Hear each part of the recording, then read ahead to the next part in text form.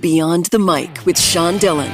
We're joined behind the mic star line by Josh Campbell, author of the book Crossfire Hurricane. Welcome, Josh.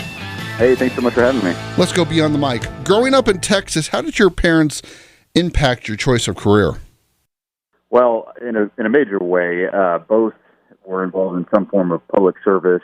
My dad was formerly in the military. My mom is a nurse and served as a first responder. And so all of my siblings and I, we knew that public service would be part of our future in some way. And for me, once I, got to college, and this was right after the 9/11 attacks, I was at UT Austin, and I decided then that, that would be the public service career that I would choose, would be something in law enforcement and the FBI. And so I worked to orient, everything about my college experience toward joining the FBI, and was fortunate after college to be hired. You went to the University of Texas, where you majored in government. You were an officer in the United States Naval Reserve. How did these things help influence you becoming a member of the FBI? Well, in a big way. I mean, the motto there is what starts there changes the world. And what was really fascinating about the government program, and that was their version of political science, is you really had access to faculty members that had brought to the table just such great expertise, practitioners themselves in various different fields. So I was able to talk to people who had been on the front lines, working national security issues around the world, which they were great sounding boards, they were great mentors. And then obviously once, one is on the cusp of graduating and then going out into the world, you're really leaning on your mentors to help you try to figure out what career is best. And they just had such a great program there, such great resources available to students. You received 4 FBI Combat Theater Awards for your work embedded with United States military special operations. Being in the military, what did your dad think about these? Well, he was very proud, and what's interesting is I come from an Army family, so he almost disowned me when I went Navy. But obviously, very proud father, and proud other family members as well. Again, kind of goes back to that public service aspect. When I was in the FBI, I was kind of a dual public servant, I guess. Serving both in law enforcement and then in the military reserves. And then, thankfully, even now in this new career in journalism, I can continue. To serve the country through military service, which I think is very important. Him in the Army, you in the Navy. Army-Navy game. Is it a big fight? You guys are in opposing colors? Is there, some trash talking? Yeah, I mean, we kind of come together in more of a diplomatic. It used to be a little more aggressive back in the day, but I've learned that, in later years, we just enjoy kind of having everyone together, the company, a family. But that's not to say that we're not on opposing sides. What made the FBI such an intriguing opportunity for you? Well, it was the mission, first and foremost. I mean, this is an agency that their sole mission is to protect the American people and to uphold the Constitution. I mean, that's it. And you compare the FBI to other entities, like the military or, any other national security agency, and, they don't have satellites or aircraft carriers or, any of these, fancy gadgets. It comes down to people. These amazing public servants who go out, pound the pavement, who investigate crime, who ask tough questions, and try to help people. And so that was something that was fascinating to be a part of, is to see this culture. And every place where people work, you often hear they say, "Well, we're different." The FBI is very much different in the sense that, again, you have this incredible caliber of people coming together to protect the country. And what's so fascinating is that the FBI is in every community in the country. I mean, when I served in the director's office, I traveled the country visiting almost all the field offices, some 56 cities, and you really see the FBI touching different places and trying to ensure that there's a security blanket around the country, so that when there are people out there who are preying on the innocent, that you have good people that step up and, are willing to investigate and bring criminals to justice. On your first day of the FBI Academy, March 16, 2008, 49 young professionals started. How many finished and how many graduated?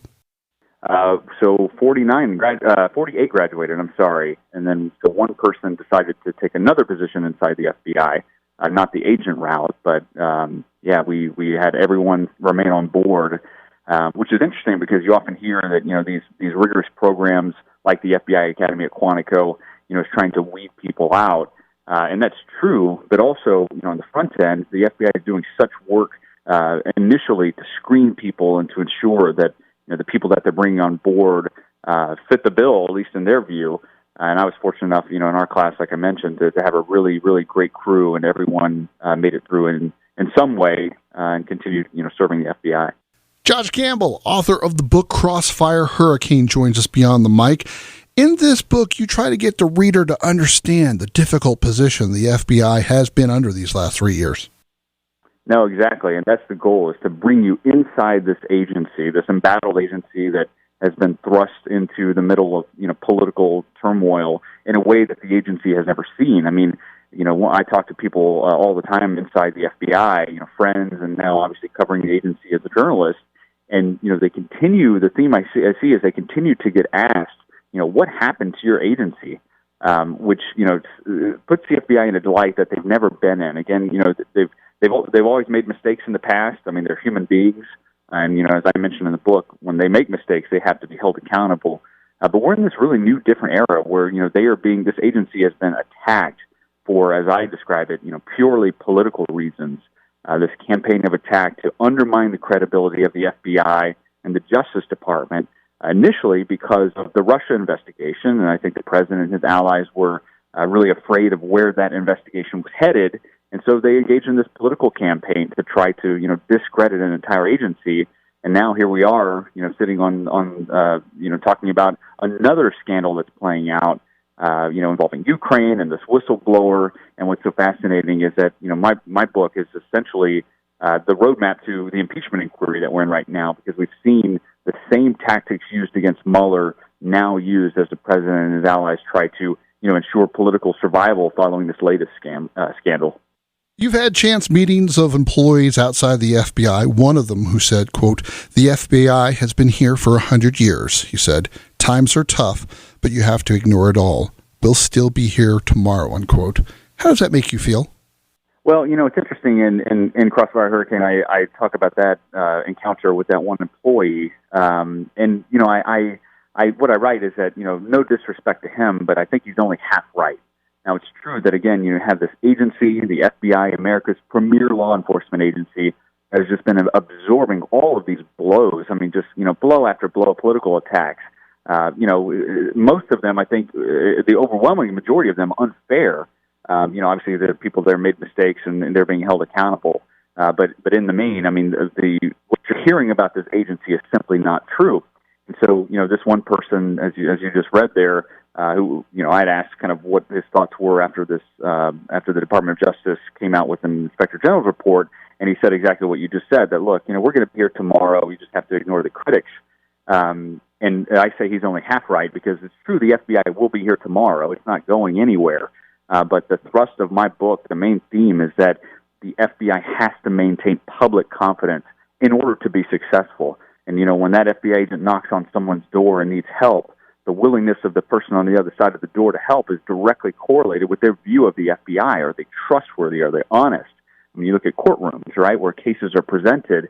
If members of the jury walk into the jury box thinking that the FBI is somehow this corrupt entity that they've heard about from politicians, when that agent rises to testify, that agent might not be believed based on this view. So I think, the FBI cannot just ignore the critics. It has to correct the record whenever it's being lied about to the American people. Since the FBI is apolitical and admittedly has gone through many changes over these years, why leave when the times got rough? Would it have been easier to fight internally than externally? No, I don't think so, because I think that would have played into the quote unquote deep state narrative, right? So the issue that I faced was, look, this is back in 2017.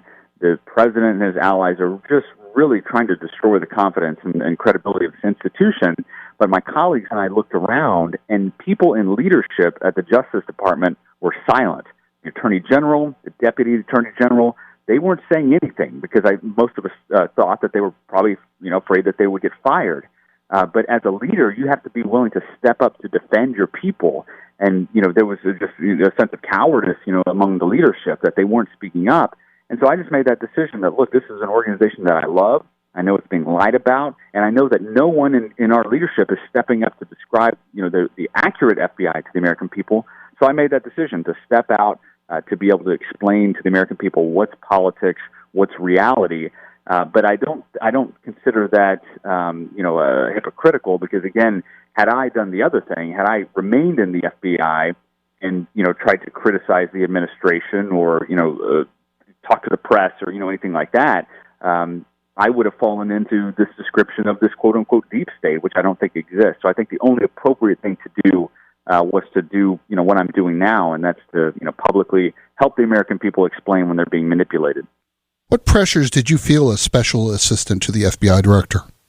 Well, working for Jim Comey during two incredibly high-profile investigations. I mean, you go back in time, there was the Hillary Clinton case, and then shortly after that, the Russia investigation. I mean, the FBI knew, and our leadership team knew that we were under the microscope, again, because we were in a place that we had never been, where you have one candidate for office who is now under investigation, and then members of the opponent's campaign who are also under investigation. I mean, think about that. If you're inside the FBI and staring at those facts, I mean, it was just as insane as I describe it, to realize that, wow, regardless of what we decide with these cases, half the American people are going to be angry. But, and so you talk about the pressures. I mean, that was constantly, weighing over, folks' shoulders that, look, these are high-profile cases, the results of which may impact the course of history. I mean, we're talking about whoever will be the most powerful person in the world. And so just incredible pressure. But I can say that, having served alongside some of the best, people on the planet who, of utmost integrity, the folks navigated these issues, I think, in a way that tried to choose the least worst option, at certain turns. Obviously, people like Comey and others, will be their actions will be debated for time immemorial. But again, taking you back inside, and this is what I try to do in the book: bring you in the room during these tough decisions, and so readers can see for themselves just how great the pressure was. Crossfire Hurricane is the book. Josh Campbell is the author. He joins us beyond the mic. You wrote in the book about a meeting of a source of a high-value terrorist in the Philippines. When you ask him, why did he talk to you? He said, quote, "You are the FBI. Everybody knows you can trust the FBI," unquote. How has your perception of the FBI changed in the years since you've left? Well, I know the heart and soul of the organization. So in the main, nothing has changed about my view of this agency. I do fear, and this is one, we're now again in this time period that we've never seen as a country.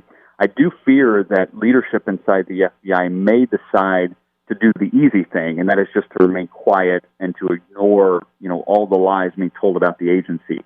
So the FBI that I know is still a great institution. I think it's yet to be seen whether the people that are in power will be willing to step up again and defend their people against these lies, because I think public safety is at stake if the public actually begins to believe the lies that are told about this agency. Time's running out, so it's time for the Rocking 8. First thing that comes to your mind, no pressure. My dog, who's laying right at my feet. Favorite place in Texas to relax? Lake Travis, Austin. Favorite music to listen to? It's a mix. Right now, I kind of go through phases, but I'm on an alternative fix right now. That'll probably change in a week. Most underappreciated place to visit in Washington, D.C.? I think that's a great question. I think the World War I Memorial. It's being revamped. There's another one that's in the works. But for those who visit D.C., it's just off the mall. I don't think a lot of people go to that, but obviously that was an impactful time, in world history. Favorite place to eat in the Hill Country? Salt Lake. What dog do you own, and what was the last toy you bought him? The dog is a Welsh Corgi. He's about 2 feet tall, but his personality is about 10 feet tall. The last toy I got him was for Halloween, a pumpkin chew toy. If you could change one mistake or one thing from your life, which would it be? I'm sure there have been many. I don't know. It's interesting now, like looking back, especially when I was in the throes of this FBI career, which I write about. It's so easy to be career driven that you're just going without realizing that you need to make time for family and friends. And so, that's one thing I would always do, and I try to do better now, is not to be so career consumed that you forget to spend time with, the people that mean the most to you. If you could reassure citizens of the USA about one thing concerning the FBI, what would it be? It's just the confidence that is being lost, I think, is misplaced. I mean, I want the American people to understand, and I write about in the book, that, again, this is an organization of patriots who could be doing anything else other than what they're doing and probably making a lot more money doing it. But the orientation of these people is to protecting this country, to ensuring the safety of everyone so that you can go about your life. And so what I want people to understand is when you hear, the negative barbs, that the FBI has come its way, I want you to understand what's politics and discern that from reality. I think it's going to get worse in 2020. I mean, the president has already said that the FBI and the Department of Justice have robbed him of the first 3 years of his presidency.